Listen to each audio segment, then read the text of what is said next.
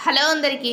వినాయక చవితి వచ్చేస్తుంది కదా! సో, మనమే ఇంట్లోన బొజ్జు గణపయ్యని చేసుకుంటే చాలా బావుంటుంది కదా!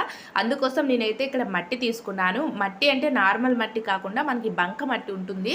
ఇలా బంక మట్టిని తీసుకొని మనము ఇలా కొంచెం అంటే మనము చపాతీ పిండి గట్ట ఎలా అయితే కలుపుకుంటామో అలానే మెత్తగా ఉండేటట్టుగా కలుపుకొని చూడండి. ఫస్ట్ కింద ఫ్లాట్‌గా ఏదైనా ఒకటి వేసుకున్న తర్వాత పైన నార్మల్‌గా ఒక 2 బాల్స్ లాగా చేసుకొని పెట్టుకోవాలి. తర్వాత కిందన కాలు అలాగే పైన హ్యాండ్స్ కొంచెం షేప్ వచ్చేటట్టుగా పెట్టుకొని ఈ విధంగా కొంచెం తొండము కూడా ఇలా పెట్టుకోవాలి. పైన కిరీటంకి చిన్న చిన్నగా నేనైతే ఇలా పెట్టేసాను చూడండి. ఇలా అన్నమాట. మొత్తము కంప్లీట్ అయిపోయిన తర్వాత కళ్ళు కోసం మనకి మిరియాలు ఉంటాయి కదా! బ్లాక్ కలర్‌లోని మిరియాలు పెట్టుకోవాలి. డెకరేషన్ కోసం మీరు కలర్ కూడా వేసుకుంటే ఇంకా హైలైట్‌గా ఉంటుంది.